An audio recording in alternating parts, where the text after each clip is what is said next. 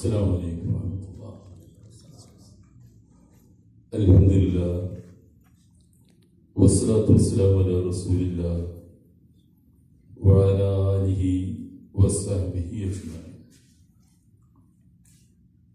أعوذ بالله من الشيطان الرجيم.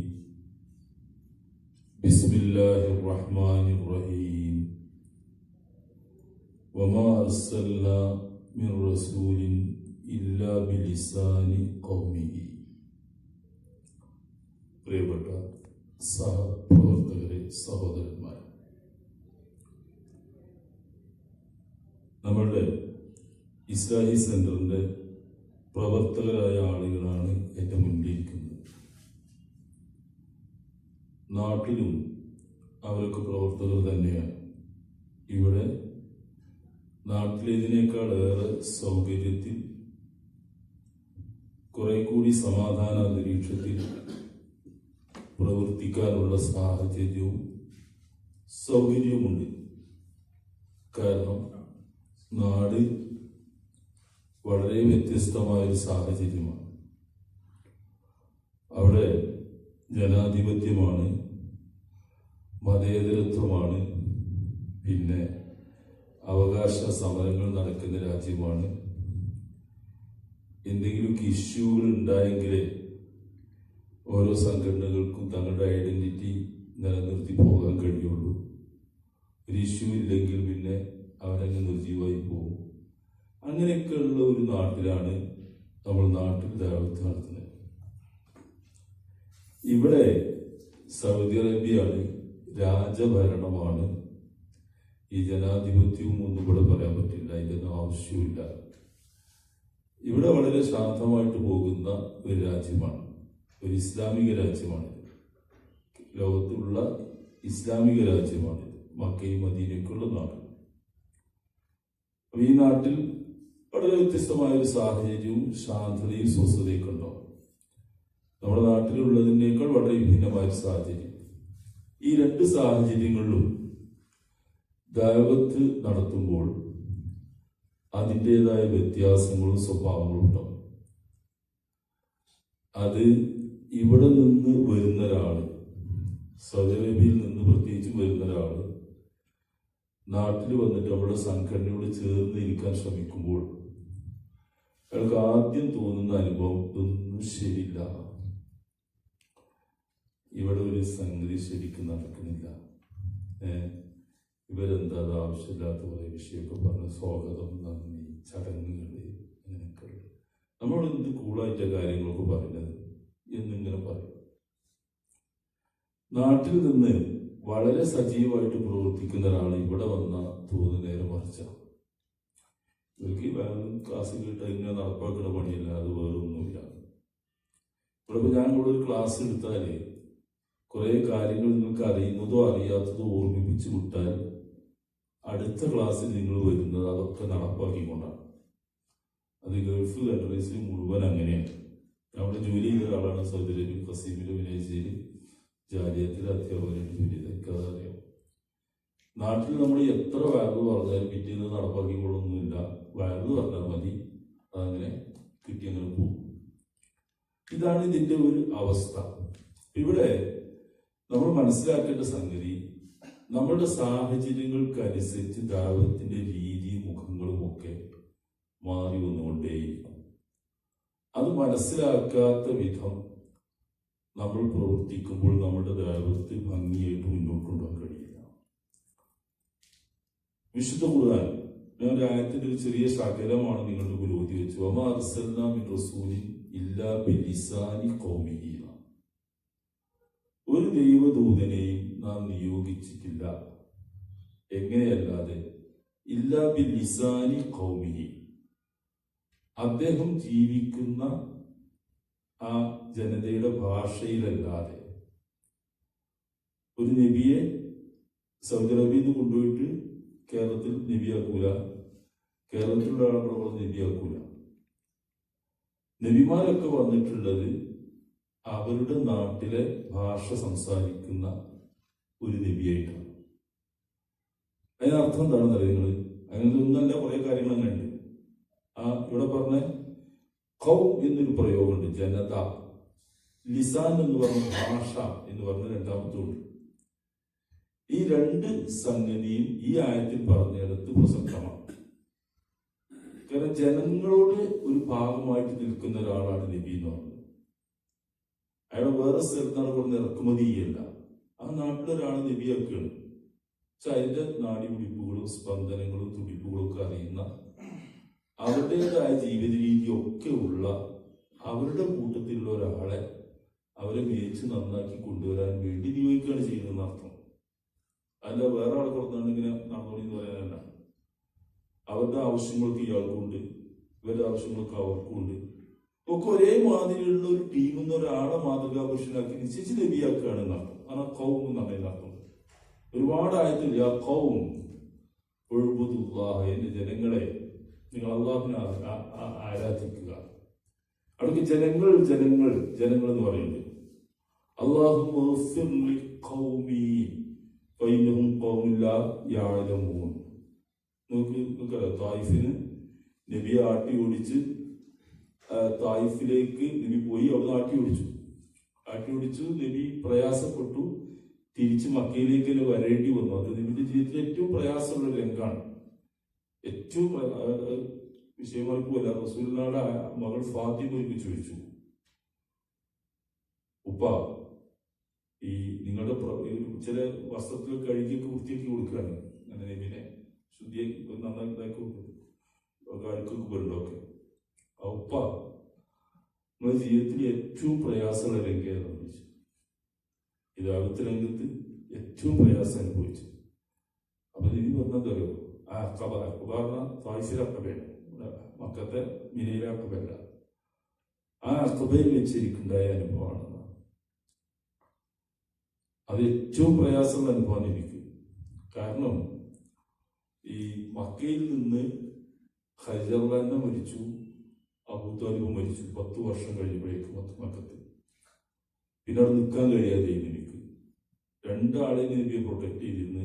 ഒന്ന് ഖദീജ ഭാര്യയാണെങ്കിലും നബിയേക്കാൾ 15 വയസ്സ് കൂടുതലുണ്ട്, ഒരു നല്ല വർത്തക പ്രമുഖയാണ്, നമ്മൾ പറഞ്ഞൊരു തറവാടിയാണ്, എന്തിനും ധൈര്യമുള്ള, തൻ്റെ അടുത്ത് കൊണ്ടുവെക്കാൻ കഴിയുന്ന ഒരു വനിതയാണ് ഖദീജ. നബിക്ക് കിട്ടിയ വലിയ പ്രൊട്ടക്ഷൻ. അവർ നല്ല സമ്പന്നയും, ആ സമ്പത്ത് നബിക്കാൻ ഉപയോഗപ്പെടുന്നുണ്ട്. അതാണ് മരിച്ചു. ആ മാസത്തിൽ ഇങ്ങനെ തിരക്കലാണ് പിന്നെ നബി പ്രൊട്ടക്ട് ചെയ്തിരുന്ന അബൂ ത്വാലിബ് മരിച്ചത്. അലിന്റെ വാപ്പ, നബിന്റെ മൂത്താപ്പ അബൂ ത്വാലിബ്, അദ്ദേഹം മരിച്ചു. രണ്ടാളും ഒരു മാസത്തിന്റെ അങ്ങേ തലയിലും മരിച്ചപ്പോ റസൂലുള്ളാഹിക്ക് ഇങ്ങനെ നിൽക്കാൻ കഴിയാതെ മക്കൾക്ക്. പിന്നെ ആരുമില്ല, പിന്നെ നബിക്ക് വേണ്ടി വാദിക്കുന്ന ഒരാളോടല്ല, കുറച്ച് ദുർബലരായ വിശ്വാസികളുണ്ട്, അവരെ തന്നെ എല്ലാവരും വർദ്ധിക്കുകയാണ്. നബി നിവൃത്തിയില്ലാതെയാണ് ഈ ത്വായിഫ് പോയത്. അവിടെ പ്രതീക്ഷ ചെയ്തിച്ച് അവിടെ ഇങ്ങോട്ട് ആട്ടിവിട്ടു. ആണ് നബി ഏറ്റവും പ്രയാസം എന്ന് പറഞ്ഞത്. കല്ലെറിഞ്ഞ് മുറിവായതല്ല അതിന്റെ പ്രയാസം. അത് നബിക്കുണ്ടായ ഒരു പ്രശ്നം. രണ്ടാമത് ഈ നാട് വിട്ടുപോയ ആ നാട്ടിൽ തന്നെ വരിക എന്നൊരു മാനസികാവസ്ഥ നമുക്ക് തന്നെ അറിയാലോ. വിട്ടുകൊടുത്ത് പോയിട്ട് പിന്നെ എങ്ങനെ അങ്ങോട്ട് വരിക? നബിയോട് കുടുങ്ങിപ്പോയി. പിന്നെ എങ്ങനെ മക്കത്തേക്ക് വരിക? നബി അവരോട് പറയുന്നുണ്ട്, ഞാൻ നിങ്ങളുടെ അടുത്ത് വന്നത്, നിങ്ങളടുത്ത് സഹായം ചോദിച്ചതും ദാവത്ത് ചെയ്തതൊക്കെ നിങ്ങൾ മക്കാരോട് പറയുക. അങ്ങനെ പറഞ്ഞാൽ എനിക്കാണ് ചെല്ലാൻ കഴിയില്ല. ആ വാക്കുന്നൊന്ന് ആലോചിക്കുക, എങ്ങനെയായിരിക്കും നബിയെ പറയാൻ? നിങ്ങളത് മക്കാരോട് പറഞ്ഞാൽ എനിക്കത് തിരിച്ചു ചെല്ലാൻ കഴിയില്ല. അവരോട് ഞാൻ അവിടെ വന്നു പറയരുതിട്ടോ. നമ്മൾ പറഞ്ഞ ശൈലി പറഞ്ഞാൽ അങ്ങനെ മുണ്ടി പോയിരുന്നു, ഞാൻ അവിടെ വന്നു ഒന്നും ചെയ്തിട്ടോ. അതാണ് എനിക്ക് ഏറ്റവും പ്രയാസം.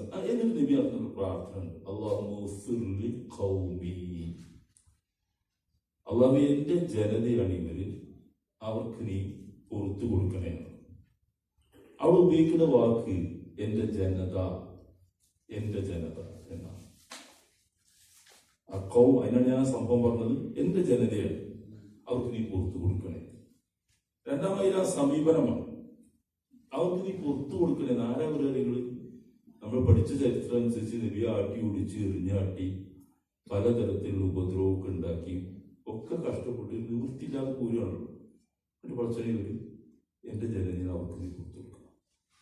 ഫൈനുമില്ലായാലും അവർക്കൊരു ന്യായം പഠിച്ചല്ലോ, അവർക്ക് ഞാൻ നബിയെന്ന് അറിയാത്തതുകൊണ്ടല്ലേ അവിടെ പുറത്തു കൊടുക്കണേ എന്ന് പറഞ്ഞു. ഇവിടെ ഞാൻ ഉദ്ദേശിക്കുന്ന കാര്യം എന്താണെന്ന് വെച്ചാൽ അള്ളാഹുവിന്റെ റസൂൽ അല്ലെങ്കിൽ എല്ലാ നബിമാരും ജനങ്ങളുടെ കൂട്ടത്തിൽ ഒരു പ്രതിനിധിയാണ്. ഇത് നമ്മൾ ശരിക്കും മനസ്സിലാക്കേണ്ട ഒരു സംഗതിയാണ്. ജനങ്ങളുടെ കൂട്ടത്തിലെ ഒരു പ്രതിനിധി, അദ്ദേഹമാണ് നബിയായിട്ട് വന്നിട്ട് ഈ കാര്യം രേഖപ്പെടുത്തുന്നത്. അതിനുള്ള പ്രസക്തി എന്താ? നിങ്ങൾ ആ ആളുകൾക്ക് തങ്ങളുടെ ഒരു പ്രതിനിധിയായിട്ട് ഒരാൾ വന്നുകൊണ്ട് അവരിൽ ഒരാളായി ജീവിച്ചുകൊണ്ടാണ് ദാവത്ത് നടത്തേണ്ടത്. ഇത് നമ്മുടെ പ്രബോധകർ, പ്രവർത്തകർ നാട്ടിലായാലും ഇവിടെ മനസ്സിലാക്കേണ്ടതാണ്. ജനങ്ങളുമായി ഒരു ബന്ധവുമില്ലാതെ അന്തരീക്ഷത്തിൽ ജീവിക്കുന്ന ഒരാൾ ദാവത്ത് നടത്തിയാൽ അതിന്റെ പ്രതിഫലനത്തിന്റെ സ്വാധീനത്തിൽ കുറവുണ്ടാവും. ഫലം ഉണ്ടാവില്ല എന്നല്ല, കുറവുണ്ടാവും. പക്ഷെ നബിമാരൊക്കെ ഇങ്ങനെയാണ്. രണ്ടാമതായി പറഞ്ഞാൽ അവരുടെ ഭാഷ സംസാരിക്കുന്ന ആളാണ്. ഭാഷ സംസാരിക്കുന്ന ആളെന്ന് പറഞ്ഞാൽ പല ഉദ്ദേശമുണ്ട്. ഒന്ന് അവര് നമ്മുടെ ഒരു ഭാഷ മലയാളം പറഞ്ഞാലും നമുക്ക് നബിയുടെ മലയാളത്തിലാവും നബി. അപ്പൊ നമ്മുടെ ഭാഷ സംസാരിക്കുന്ന ഒരാളാണ്. രണ്ടാമത് അയാൾ പറഞ്ഞ് ക്ലിയർ ആയിരിക്കും അവർക്കുന്നതാണ്. ഒരേ ഭാഷയാകുമ്പോൾ പറയുന്നത് ഒരു അവ്യക്തത ഉണ്ടാവില്ല, അത്ര ക്ലിയർ ആയിട്ട് സംസാരിക്കുന്ന ആൾ. ഇതൊക്കെ ഒരു പ്രബോധകൻ എന്ന നിലയ്ക്ക് പരമപ്രധാനമാണ്. ഈ ഗുണങ്ങളൊക്കെ നമ്മൾ ദാഴികൾ തന്നെ പേരിട്ടിക്കുന്ന ഒരാളെ പറ്റി എന്താ പറയുന്നത്, നമ്മൾക്ക് ഈ രംഗത്ത് പ്രവർത്തിക്കുന്നവരല്ലേ, ആ നിലക്ക് നമ്മൾക്ക് അനിവാര്യമായിട്ട് വേണ്ട ഗുണങ്ങളിൽ ചിലതാണ്. ഇതാണ് ഒന്നാമത് എനിക്ക് പറയാനുള്ളത്. നമ്മൾ ജനങ്ങളെ നന്നാക്കിയെടുക്കാൻ വേണ്ടി, അവരെ ദാവത്ത് നടത്താൻ വേണ്ടി, സംസ്കരിക്കാൻ വേണ്ടി പ്രവർത്തിക്കുന്ന ഒരാളാണ്. ഇനി രണ്ടാമത്തെ ഒരു ഭാഗം, നിങ്ങൾക്ക് എന്തെങ്കിലും സംശയം ഉണ്ടെങ്കിൽ ചോദിക്കട്ടോ, ഞാൻ പറഞ്ഞില്ല വ്യക്തത ഉണ്ടെങ്കിൽ. ഈ നബിമാരൊക്കെ പറഞ്ഞൊരു വാക്ക് ഖുർആനിലുണ്ട്, അനലക്കും നാസിഹൻ അമീൻ ഇന്നാലക്കും. കണ്ടിട്ട് ഞാൻ നിങ്ങൾക്ക് വിശ്വസ്തനായ ഒരു ഗുണകാംക്ഷിയാണ്. രണ്ട് വാക്കാണ്. ഒന്ന് നാസിഹാണ്, രണ്ടാമത്തെ അമീനാണ്. അമീൻ എന്ന് പറഞ്ഞാൽ വിശ്വസ്തൻ. അതെങ്ങനെ വിശ്വസ്തൻ എന്ന് പറഞ്ഞ സംഗതി? ഈ ദാവത്ത് നടത്തുന്ന ആളെ അയാൾ ജനങ്ങളുടെ മുമ്പിൽ വിശ്വസ്തനായിരിക്കണം. നിങ്ങളെ ഏതെങ്കിലും രൂപത്തിൽ പറ്റിക്കാനോ ഏതെങ്കിലും രൂപത്തിൽ ദുരുപയോഗം ചെയ്യാനോ ചൂഷണം ചെയ്യാനോ ഇതുകൊണ്ട് ഞാൻ ഉദ്ദേശിക്കുന്നില്ല. നിങ്ങൾക്ക് എന്നെ വിശ്വസിക്കാം, പൂർണ്ണമായി വിശ്വസിക്കാം. നിങ്ങളുടെ ഇഹ പര രണ്ടും, ഐഹിക ജീവിതത്തിലും പാരത്രിക ജീവിതത്തിലും ഒരുപോലെ നന്മ കൊതിക്കുന്ന ഒരു വിശ്വസ്തനാണ് ഞാൻ. നാസിഹ് എന്ന് പറഞ്ഞാൽ ഗുണകാംക്ഷി എന്നാണ് നമ്മൾ അർത്ഥം പറയുന്നത്. നന്മ കൊതിക്കുന്ന. ഹരീസുൻ അലൈക്കും ബിൽ മുഅ്മിനീന റഊഫുർ റഹീം. മുഹമ്മദ് നബിയെ പരിചയപ്പെടുത്തിയ ഒരു ആയത്താണ് അത്. ഹരീസുൻ അലൈക്കും, നിങ്ങളുടെ കാര്യത്തിൽ അത്യാർത്ഥിയുള്ള ആളാണ്. ഹരീസാണ്, അത്യാർത്ഥി നബിക്ക്. ബിൽ മുഅ്മിനീന റഊഫുർ റഹീം, മുഅ്മിനീങ്ങളുടെ പ്രത്യേകമായ അനുകമ്പയും ആർദ്രതയൊക്കെ ഉള്ള ഒരാളാണ്. അപ്പൊ അങ്ങനെയാണ് റസൂലിന്റെ നബിമാരുടെ അവസ്ഥ. ജനങ്ങളുടെ നന്മ കൊതിക്കുന്ന ഗുണകാംക്ഷിയായ മനുഷ്യൻ. അവർ നമ്മുടെ ശത്രുക്കളല്ല. ഈ ആളുകളൊന്നും ശത്രുക്കളല്ല. ഇപ്പൊ നിങ്ങൾ നോക്ക്, തായ്ഫിലെ സംഭവം പറഞ്ഞല്ലോ. അവിടെ നബി അവർ തന്നെ ശരിക്കും അവരെ ആട്ടി വിളിച്ച് ഗ്രാമത്തിൽ കൂക്കി വിളിച്ചു വിട്ടിരിക്കുകയാണ്. എന്നിട്ട് എന്റെ ജനങ്ങളാണ് പഠിച്ചവനെ വിളിക്കുന്ന അറിയാത്തോട് ചെയ്തതല്ലേ അവിടെ കൊടുത്തു കൊടുക്കണേ. ശരിക്കളാണ് അവര്. എന്നിട്ട് അവർക്ക് കൊടുത്തു കൊടുക്കണമെന്ന് പറഞ്ഞു. അവരോട് ചെയ്തേ ശരിയായിട്ടില്ല, എനിക്കറിയാം. പക്ഷെ അവരും അറിയാത്തോണ്ടല്ലേ. അതിൽ വേറൊരു പ്രതീക്ഷയോട് നബി പറഞ്ഞെന്തറിയോ? നമ്മൾ മനസ്സിലാക്കുന്നതാണ്, ഇവരുടെ അടുത്ത തലമുറയിൽ നിന്നെങ്കിലും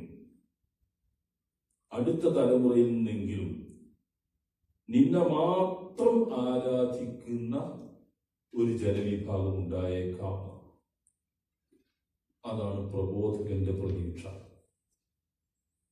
നമ്മൾ ലൈവായിട്ട് നിൽക്കുന്ന, നമ്മുടെ മുന്നിൽ ഇരിക്കുന്ന ആളുകൾ ചിലപ്പോൾ നമുക്ക് മാറ്റാൻ കഴിയില്ല. അങ്ങനെയൊക്കെയുണ്ടോ? പക്ഷെ 100 വർഷം കഴിഞ്ഞിട്ട്, അങ്ങനെ പറയാൻ നോക്ക്, നമ്മൾ അങ്ങനെയുള്ള പ്ലാൻ ചെയ്ത പദ്ധതികളൊക്കെ ഒരു 100 വർഷം കഴിഞ്ഞിട്ട്, അല്ല 50 വർഷം കഴിഞ്ഞിട്ട്, 10 വർഷം കഴിഞ്ഞിട്ടെങ്കിലും അവരുടെ കൂട്ടത്തിൽ നിന്ന് അള്ളാഹനെ മാത്രം ആരാധിക്കുന്നവരുണ്ടാവും. ഇപ്പൊ ഞാൻ തോറ്റു കൊടുത്താലും അവർ അങ്ങനെ ഉണ്ടായി വരും. പടച്ചോനെ അതോട് ശിക്ഷിക്കരുത്. ഇതില് വലിയൊരു തത്വമുണ്ട്, നമ്മൾ പഠിച്ചിട്ടുണ്ട് തത്വം. ഒരു പ്രബോധകന് അങ്ങനെ ഒരു മനസ്ഥിതിയും പ്ലാനും ആവശ്യമുണ്ട്. നമ്മുടെ മുന്നിൽ നിൽക്കുന്ന ടീമിനൊക്കെ നമ്മൾ ഒന്നും കേൾക്കൂല, അങ്ങനെയൊക്കെ ഉണ്ടാവാം. പക്ഷെ എന്നാലും അവരുടെ അടുത്ത തലമുറയ്ക്ക് നന്നാവും, ഇത് അവർക്ക് എത്തും ഈ സന്ദേശം. അവരിൽ നിങ്ങൾക്ക് നല്ല മനുഷ്യന്മാർക്ക് അവർ പ്രതീക്ഷ അർപ്പിച്ചുകൊണ്ടാണ് പ്രവർത്തിക്കുന്നത്. ഇത് നന്നാവും, ഒരു കാലത്ത് ജീവിതം നന്നാവുന്നതല്ല, നന്നാവും. ആ ഒരു പ്രതീക്ഷ നിർഭരമായ മനസ്സ് വെച്ചുകൊണ്ടാണ് നബിമാർ പ്രവർത്തിച്ചിരുന്നത്. അതാണ് ഞാൻ നിങ്ങൾക്ക് വിശ്വസനായ ഗുണകാംക്ഷിയാണ്, നിങ്ങൾക്ക് നന്മ വരണമെന്ന് എനിക്ക് ആഗ്രഹമുള്ളൂ എന്ന് പറഞ്ഞുകൊണ്ട് തന്നെയാണ് നബിമാരൊക്കെ പ്രവർത്തിച്ചത്. ഇത് നമ്മൾക്ക് ആവശ്യമുള്ള ഗുണമാണ്. വാശിയും വഴക്കും വക്കാറൊക്കെ ഉണ്ടാവും, പക്ഷെ അതൊന്നും നബിമാരുണ്ടാക്കിയതല്ല. നമുക്ക് നബി എന്തെങ്കിലും ആൾക്കാരുടെ പ്രശ്നം ഉണ്ടാക്കുന്നില്ല. നല്ല ജ്ഞാനി പറഞ്ഞവരൊക്കെ തന്നെ അവർ പറഞ്ഞിരുന്നു, പക്ഷെ ജനങ്ങളെ അവരെ എതിർത്ത് പ്രശ്നം ഉണ്ടാക്കി. മുഹമ്മദ് നബി സല്ലല്ലാഹു അലൈഹി വസല്ലം അങ്ങോട്ട് എന്തെങ്കിലും പ്രശ്നം ഉണ്ടാക്കി? ഒരു പ്രശ്നം ഉണ്ടാക്കിയില്ല. നല്ലവർക്ക് പറഞ്ഞു കൊടുക്കുക ചെയ്ത്, അകത്ത് പോയിക്കാൻ പറ്റില്ല, പറഞ്ഞു കൊടുത്തു. പ്രശ്നം ഉണ്ടാക്കണ ഭാഗത്താണ്, നമ്മുടെ ഭാഗത്ത് അങ്ങോട്ട് പ്രശ്നം ഉണ്ടാകാൻ പാടില്ല. അവിടെ ഇങ്ങോട്ട് പ്രശ്നം ഉണ്ടാകുമ്പോൾ പ്രതിരോധിക്കേണ്ടി വരും, തടുക്കേണ്ടി വരും. ചിലപ്പോൾ പ്രശ്നങ്ങളൊക്കെ കുറച്ച് അങ്ങോട്ടോടൊക്കെ ആയിന്ന് വരും. എന്നാലും അങ്ങേയറ്റത്തെ ക്ഷമയോടുകൂടി ആ ദഅവത്ത് നിർവഹിക്കാൻ അവർ സന്നദ്ധമായിരുന്നു. ഇത് പ്രബോധകർക്ക് അനിവാര്യമാണ്. നമ്മൾ പ്രശ്നം ഉണ്ടാക്കുന്നവരല്ല, നമ്മൾ വിശ്വസ്തരായ നല്ലതാണ്. അതിന് ചരിത്രത്തിലെ ഒരു സംഭവം പറയാം. നബി സല്ലല്ലാഹു അലൈഹി വസല്ലം ഈ മക്കയിൽ നിന്ന് മദീനയിലേക്ക് ഹിജ്റ പോയി. നബി ഇറങ്ങിയത് ഖുബാ പട്ടണത്തിലാണ്. മദീനയിൽ നിന്ന് ഖുബാ പട്ടണത്തിലിറങ്ങി. ഖുബാ പട്ടണത്തിൽ ഇറങ്ങി അവിടെ നബി വരും എന്നുള്ള വിവരം അവർക്ക് അറിയാമായിരുന്നു. അവർക്കത് അറിയാമായിരുന്നു നബി സല്ലല്ലാഹു അലൈഹി വസല്ലം വരും എന്നുള്ള വിവരം. കാരണം അവിടെ പുറപ്പെട്ടിട്ടുണ്ട്, ഒക്കെ വരും, ഇവിടെ എത്തുന്നൊക്കെ. അതിന് മുമ്പ് തന്നെ ആ സംഭവത്തിന്റെ രൂപം അങ്ങനെയാണ്. നബിയുടെ ശിഷ്യന്മാരായ സഹാബിമാരായ ആളുകളേക്ക് റസൂൽ എന്ത് ചെയ്തു? ആദ്യം മദീനത്തേക്ക് വിട്ടു. ഒരുവിധം പോകാൻ പറ്റുന്നവരൊക്കെ പോകാൻ പറഞ്ഞു. പിന്നെ പോകാൻ തടസ്സമുള്ള ഗോത്രത്തിന്റെ തടസ്സം, പിന്നെ അടിമങ്ങനത്തെ ചില ആളുകൾ നിന്നൊക്കെയാണ്. പോകാൻ അനുവാദം കിട്ടിയില്ല, പോകാൻ കഴിയുന്നില്ല. പോയടുത്തൊരു അടിപിടിയൊക്കെ ഉണ്ടായതും. പിന്നെ റസൂലാണ് നിൽക്കുന്നത്. മുഹമ്മദ് നബി വളരെ ധീരനാണല്ലോ. എല്ലാ അനുയായികളെയും നാട് വിട്ട് മദീനത്തേക്ക് പറഞ്ഞയച്ചിട്ട് ഒറ്റക്കാ ശത്രുക്കളുടെ നടുവിൽ ഇങ്ങനെ നിന്ന് റസൂലുള്ള. ഒരു പേടിയില്ല, വീട്ടിലവിടെ നിന്നു. കാരണം എല്ലാവരും പോകാതെ എനിക്ക് പോകാൻ പറ്റില്ല, നേതാവാണ്. എല്ലാവരും പറഞ്ഞു വിട്ടു. അബൂബക്കർ പറഞ്ഞു, എന്നോട് പറഞ്ഞു നമുക്ക് രണ്ടൊക്കെ ഒന്നിച്ചു പോകാം. അബൂബക്കർ ചോദിച്ചിരുന്നു, അങ്ങനെ നമുക്ക് രണ്ടൊക്കെ ഒന്നിച്ചു പോകാം. അലി റളിയല്ലാഹു പിന്നുള്ളത്. അലി റളിയല്ലാഹുവിനെ തനിക്ക് പകരം ആ വീട്ടിൽ കിടത്തി പൊച്ചു കൊടുത്ത് വല്ല സാധനങ്ങൾക്ക് ആവശ്യമായിരുന്നു, അതിന് വേണ്ടി ബാക്കിയൊക്കെ പോയി. അങ്ങനെ നബി സല്ലല്ലാഹു അലൈഹി വസല്ലം വരുന്ന വിവരങ്ങൾക്കൊക്കെ അറിയാം. എല്ലാവരും കാത്തിരിക്കുകയാണ്. ആ മദീനക്കാർ എന്നൊക്കെ വലിയ സ്വാഗതഗാനൊക്കെ ആലപിച്ച് സന്തോഷം തുള്ളിച്ചാടി കളിച്ചാണ് എല്ലാവരും സ്വീകരിക്കുക. പിന്നെ പറയുന്നത് എന്താ വെച്ചാല് ആ നബി കുബാ പട്ടണത്തിൽ, കുബയിലാണ്, മദീനത്തെ കുബയിലാണ്.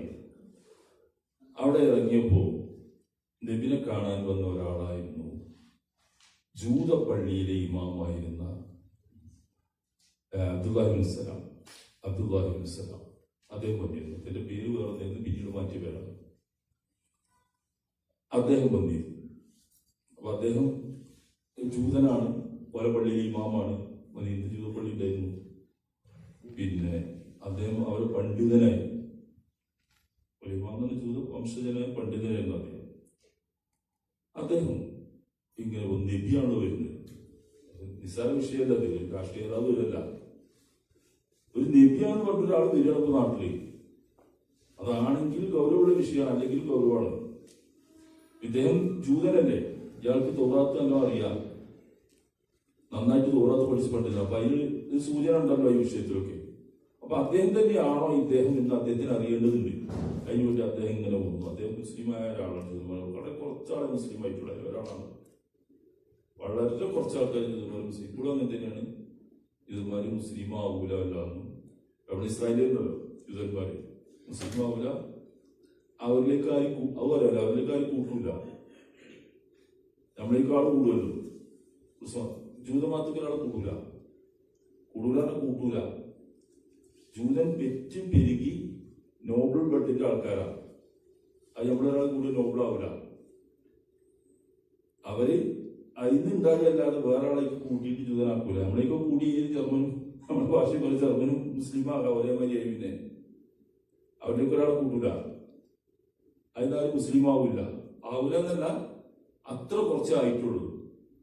ഇപ്പൊ തന്നെ ഒന്ന് രണ്ടാളെ കൂടെ ആയതുള്ളത്, ബാക്കിയൊക്കെ അങ്ങനെ മാത്രമേ. അങ്ങനെ പോലൊന്നുമില്ല. ഇത് അങ്ങനെ ഒരു ടീമാണ്. അതിനായിട്ട് ഉണ്ടാക്കിയാൽ തോന്നിയിട്ടുള്ള അങ്ങനെ ഒരു ടീമാണ്. അപ്പൊ എന്നിട്ട് സംഭവിച്ചത്, ഇദ്ദേഹം വന്നിട്ട് ഇങ്ങനെ പറയുന്നത്, അദ്ദേഹം വന്നിട്ട് ഇങ്ങനെ നിരീക്ഷിച്ചു. അദ്ദേഹം പറയുന്നത്, നബിന്റെ ആണോ നോക്കണമല്ലോ, ആണെങ്കിൽ വിശ്വസിക്കണമല്ലോ, ഇല്ലെങ്കിൽ തള്ളും വേണം. കാരണം ഇത് ഓരോ വിഷയല്ലേ. അപ്പൊ അദ്ദേഹം ഇങ്ങനെ നോക്കിയിട്ട് പറഞ്ഞു, ഞാൻ ഇങ്ങനെ അദ്ദേഹത്തിന്റെ മുഖം ഞാൻ ഇങ്ങനെ സൂക്ഷ്മ നിരീക്ഷണം നടത്തി.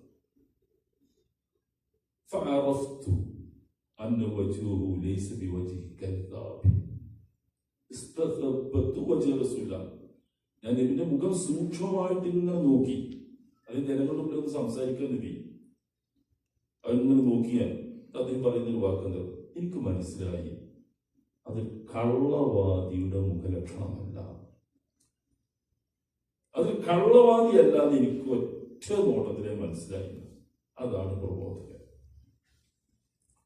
നമ്മൾ ജനങ്ങളുടെ മുമ്പിൽ എഴുന്നേറ്റ് നിൽക്കുമ്പോൾ, പ്രസംഗിക്കാനല്ലേ പറയുന്നത്, ജനങ്ങളുടെ അഭിമുഖീകരിച്ച് ജനങ്ങളുടെ ഈ ദാവത്ത് നടത്തുമ്പോൾ നമ്മളുടെ വ്യക്തിത്വം വളരെ പ്രധാനമാണ്. നമ്മളൊരു കള്ളവാദിയാണെന്ന് തോന്നാവുന്ന സ്വഭാവങ്ങൾ ഉണ്ടാവാൻ പാടില്ല. അത് ദൈവത്തിനെ ബാധിക്കുക. തെറ്റിദ്ധാരണകൾ പോലും ദൈവത്തിനെ ബാധിക്കും. പിന്നെ ശരിക്കായ പിന്നെ പറയേണ്ടതില്ലല്ലോ. അപ്പൊ അദ്ദേഹം പറയുന്നത്, ഞാൻ സൂക്ഷ്മ നിരീക്ഷണം നടത്തി, അതൊരു കള്ളവാദിയുടെ മുഖലക്ഷണമല്ല. ഒറ്റ നോട്ടത്തിലാണ് നിൽക്കുന്നത്. അങ്ങനെ അദ്ദേഹം വിശ്വസിച്ചു. പിന്നീട് അതിനുശേഷം അദ്ദേഹത്തേക്ക് പറയുന്നത്, മുസ്ലിമായ ശേഷം അങ്ങനെ മുസ്ലിമായി. അപ്പോ ആ ജൂതന്മാരോട് ചോദിച്ചു, അബ്ദുല്ലാഹി ഇസ്ലാമിനെ പറ്റി നിങ്ങളുടെ അഭിപ്രായം എന്താ? വളരെ മഹാനാണ് അദ്ദേഹം. അപ്പൊ അദ്ദേഹം പറഞ്ഞു, ഞാൻ മുസ്ലിമാണ്, വളരെ മോശമാണ്. അപ്പൊ തന്നെ ഞങ്ങളുടെ കൂട്ടത്തിലെ ഏറ്റവും മോശം ആളാണ് ആണ് ജൂതൻ. ആ കൂട്ടത്തില് ഈ നബിന്റെ ഭാര്യ സഫിയ റളിയല്ലാഹു അൻഹ കൂടുതൽ പറഞ്ഞു പോവാണ്, വിഷയത്തിലെ ബന്ധമൊന്നുമില്ല, ഇത് പറയാവുന്നതാണ്. സഫിയ റളിയല്ലാഹുവിന്റെ ബാപ്പ സഫിയ എന്നാണ് അദ്ദേഹത്തിന്റെ പേര്. അമ്മാവൻ, ഉമ്മാന്റെ ആണോ അമ്മാവൻ, രണ്ടുപേര് ജൂതന്മാരാണ്. സഫിയ റളിയല്ലാഹു ജൂതവംശജയാണ്, നബിന്റെ ഭാര്യ. യുദ്ധത്തിൽ പിടികൂടി മുസ്ലിമായി വന്നിട്ട് നബിന്റെ ഭാര്യയാണ്. അവർ രണ്ടുപേരും വന്നിരുന്നു നബി വന്നപ്പോ. ഇതേ പറഞ്ഞ സംഭവമാണ്. അത് ഈദപ്പനത്തിനും ഉള്ളേയും. അപ്പൊ നബി വന്നിട്ട് ഇറങ്ങി ചാടി ഇറങ്ങി വണ്ടി പോന്നാണ് വന്നിങ്ങനെ നോക്കി. രണ്ടാൾ സഫിയ തന്നെയാണ് പറയുന്നത്. ബാപ്പി വന്നിരുന്നു, അമ്മോനും വന്നിരുന്നു. സഫിയ മുസ്ലിം ആയ ശേഷം പറയും. രണ്ടാളും വൈകുന്നേരം ഇങ്ങനെ വീട്ടിൽ വരുന്നുണ്ട്. എന്നിട്ട് അവർ പറയുന്നത്, ഞാനന്ന് കുട്ടികൾ ഞാൻ ഇങ്ങനെ ശ്രദ്ധിച്ചു. രണ്ടാളും പറഞ്ഞു, വന്നത് നബി തന്നെയാണ്, വിശ്വസിക്കാൻ പറ്റില്ല. അതുകൊണ്ട് വന്നത് നബി തന്നെയാണ്, നബിയത് ഉറപ്പന്നെയാണ്, പക്ഷെ എന്തായാലും നമ്മൾ വിശ്വസിക്കൂല. എന്റെ അഭിപ്രായം താങ്കളുടെ കൊണ്ട് ചോദിച്ചു. നബി തന്നെയാണ്, പക്ഷെ വിശ്വസിക്കാൻ പറ്റില്ല. അതിനവർ പറഞ്ഞൊരു ന്യായം, അത് അറബ് വംശജനാണ്, ഇസ്രായേലിനല്ല. ഇസ്രായേലിനല്ലാത്ത ഒരു വീട്ടിലുള്ള ഒരാളെ പറ്റൂല.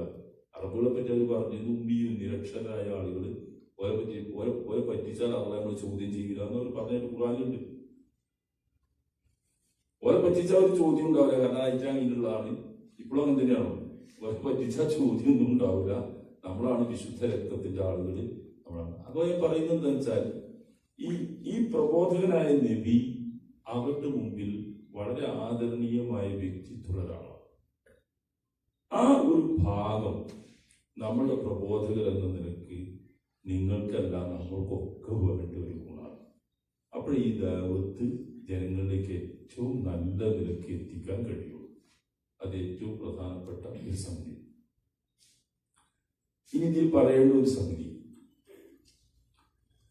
നമ്മുടെ മുമ്പിൽ നമ്മൾ സാധാരണ ദഅവത്ത് നടത്തുമ്പോൾ രണ്ട് വിഭാഗം ആളുകളുണ്ട്.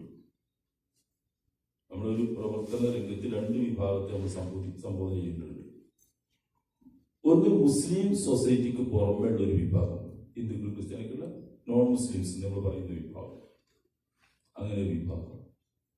പിന്നെ ഇങ്ങനെ ഭാഗത്ത് നമ്മളെ സൊസൈറ്റിയിൽപ്പെട്ട ആളുകൾ, നമ്മളെ സൊസൈറ്റിയിലുള്ള സുന്നി ജമാഅത്തൊക്കെ തന്നെ മുസ്ലിം സമുദായം എന്ന് പറഞ്ഞ ആൾക്കാർ, ഒരു സാമുദായികത ഉണ്ടല്ലോ, നമുക്ക് ആ സമുദായത്തിൽപ്പെട്ട ആളുകൾ. ഈ രണ്ട് വിഭാഗവും നമ്മളുടെ സംബോധിതരാണ്. പക്ഷെ ഈ രണ്ട് വിഭാഗത്തോടും ഒരേ സമീപനമല്ല നമ്മൾക്കുള്ളത്, ആകാനും പറ്റില്ല. മുശ്രിക്കുകൾ അല്ല ഇവിടുത്തെ സുന്നികൾ, മനസ്സിലാവുണ്ടല്ലോ അല്ലെ? മുശ്രിക്കുകളുടെ ടീം അവിടെ വേറുണ്ട്. നമ്മുടെ ഹിന്ദുക്കള് ശുദ്ധ മുശ്രിക്കുകളാണ്. ഞാൻ സാധാരണ പറയാറുള്ളത്, മക്കയിലെ മുശ്രിക്കുകൾ എന്ന് ഖുർആൻ ഉപയോഗിച്ച ആളുകളുണ്ടല്ലോ, അതിന് തത്തുല്യമായിട്ട് ലോകത്തിലുള്ള ഒരു വിഭാഗം നമ്മൾ ഹിന്ദുക്കളാണ്. ലോകത്ത് അങ്ങനെ വേറെ അത്ര ശുദ്ധ ചെയ്യുന്ന ഒരാൾക്കാർ വേറെ നമുക്ക് എനിക്കറിയില്ല. മക്കയിലെ മുശ്രിക്കുകളോട് ഏതൊക്കെ രൂപത്തിൽ സാദൃശ്യപ്പെടുത്താമോ അതൊക്കെ ഉള്ള ആൾക്കാരാണ് നമ്മളുടെ ഹിന്ദുക്കൾ എന്ന വിഭാഗം.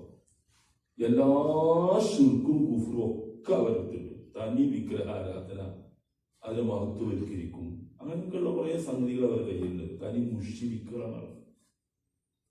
ആ ടീമല്ല നമ്മുടെ സുന്നികൾ. അതങ്ങനെ നമ്മൾ പറയാൻ കൊടുക്കും. അല്ല അതുപോലെ മുശ്രിക്കുകൾ എന്ന് പറയാൻ പാടില്ല. സുന്നികൾ അവർ ശിർക്ക് ചെയ്യുന്നില്ലേ?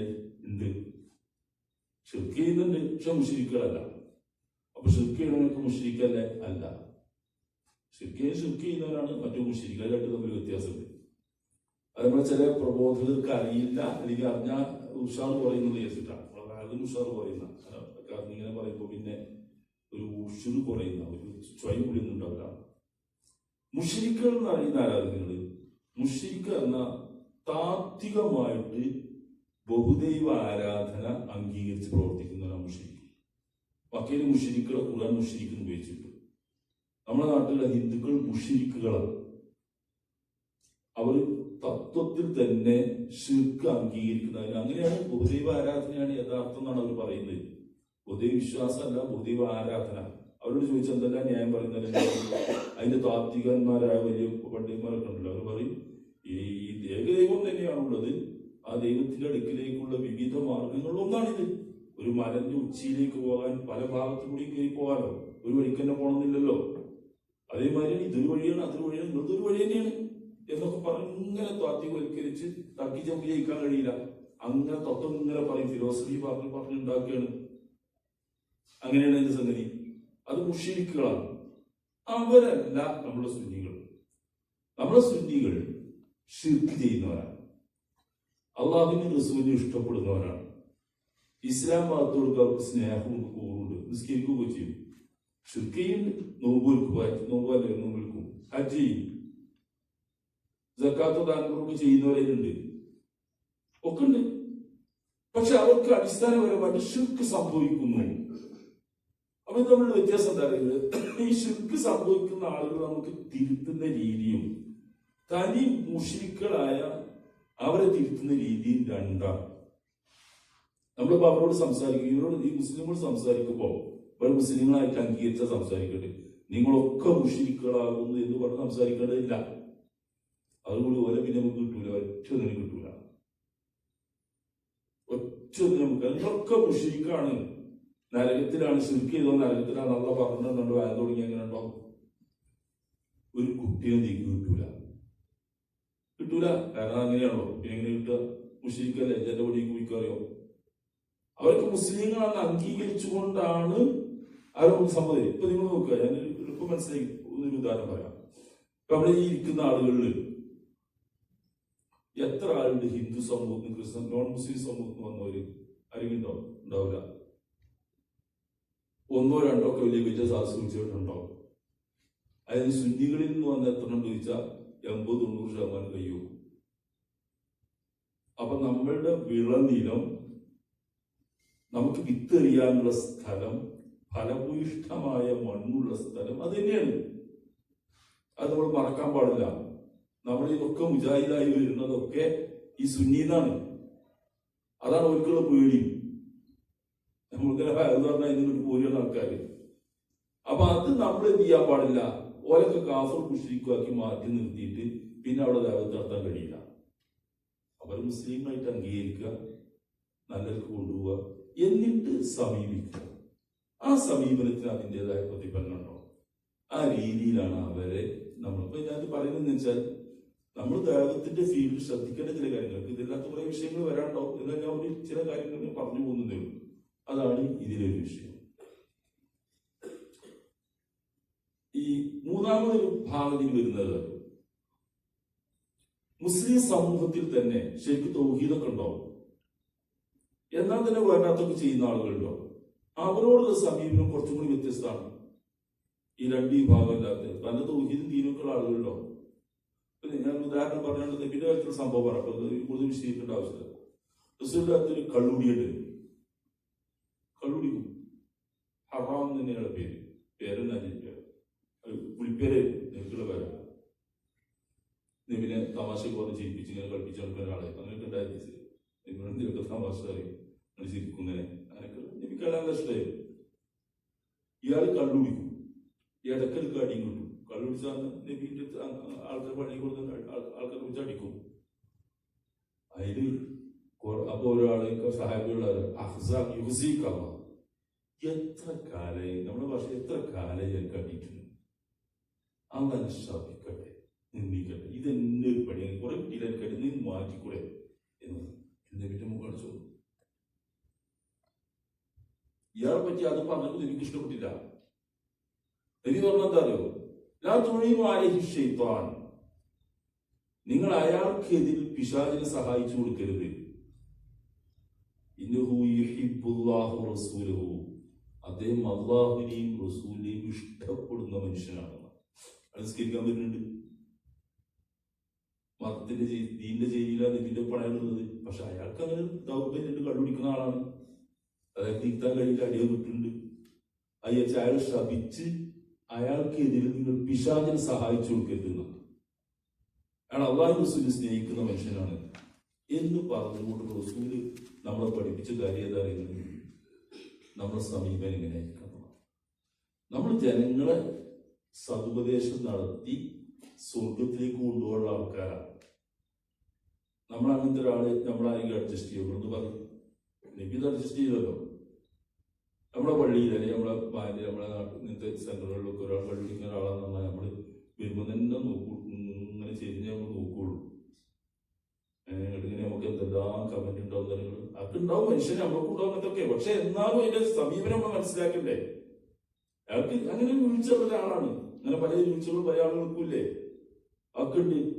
പക്ഷെ അയാൾക്ക് അള്ളാഹു റസൂലിനോടൊക്കെ സ്നേഹം ദീൻ കൊണ്ടുവരേണ്ട അയാൾ കഴിയുന്നിടത്തോളൊക്കെ അതയാൾക്ക് പുറത്തു കൊടുക്കാനും മാറ്റിയെടുക്കാനൊക്കെ ശ്രമിക്കുക എന്നല്ലാതെ അയാൾക്കെതിരെ പിശാചിനെ നിങ്ങൾ സഹായിക്കരുതെന്ന. അയാളെ ശപിക്കുക അല്ലെങ്കിൽ പിശാചിന്റെ കൂടെ കൂടി കൊടുക്കുക എന്നതിന്റെ അർത്ഥം എന്നാണ് നബി പറഞ്ഞത്. അപ്പൊ ഇങ്ങനെ ഇത് മൂന്നാമത്തെ ഒരു വിഭാഗമാണ്. ഇതൊക്കെ നമ്മൾ ഈ വിഷയത്തിൽ ശ്രദ്ധിക്കേണ്ട കാര്യമാണ്. എന്നാൽ ഇങ്ങനെയൊക്കെ മൃദുലതയും സ്നേഹവും എങ്ങനെ ഉദാരതയൊക്കെ നമ്മൾ പറഞ്ഞാലും നമ്മുടെ തൗഹീദ് എന്ന വിഷയം അതൊന്ന് പറയുമ്പോൾ ഇതൊക്കെ പോകും. ഇതിന്റെ ഈ നൈർമല്യമൊന്നും പിന്നുണ്ടാവില്ല. അത് പറയുന്നതോടുകൂടി ശ്രോതാക്കൾ, നമ്മുടെ കേൾക്കുന്ന ശ്രദ്ധിക്കുന്ന ആളുകൾ പ്രകോപിതരാകും. ആവുമല്ലോ. അതെങ്ങനെയാണ്?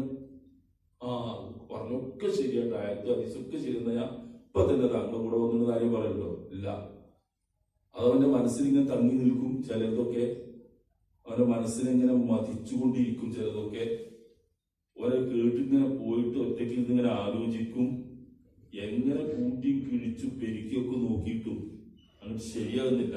എന്നാ സ്വീകരിക്കന്നെ, നീ മുജാഹിദ് തന്നെ വഹാബിയാവ് തന്നെ എന്ന് പറയും ചെറുവലി ആക്കുമ്പോൾ ഇങ്ങനെ പോയി വെക്കും. കുറച്ച് ദിവസം പഠിക്കും ചോദിക്കും, എന്താ അവിടെ പഠിക്കൽ എന്താ പറഞ്ഞു നോക്കുന്നത് പോലെ ഇങ്ങനെ കുറെ ആൾക്കാർ അങ്ങനെ മാറും. എന്തായാലും നമ്മൾ പറയുന്നതോട് കൂടി മനസ്സിൽ ചിന്തയിൽ വലിയ കോടികളൊക്കെ ഉണ്ടാവും. നമ്മൾ തോന്നിയിട്ടാണ് പറഞ്ഞോളൂ. നബിമാരുടെ കാലത്ത് ഉണ്ടായ പ്രശ്നം അത് തന്നെയാണ്. ബാക്കിയുള്ളതൊന്നും പ്രശ്നം ഉണ്ടാവില്ല. ബാക്കി നബി നേര് പറയണമെന്നാണ്. നേരൊന്നും പറയാൻ പാടില്ല എന്ന് ആരെയും പറഞ്ഞോ? ഇല്ല. ഒരൊറ്റ ചോദ്യം ഉണ്ടായിരുന്നു, അജാലിൽ ആലിഹത ഇലാഹൻ വാഹിദൻ ഇന്ന ഹാദാ ലശൈഉൻ ഉജാബ്. അതിനെ ചോദ്യമുള്ളൂ, വേറെ പോലുമില്ല.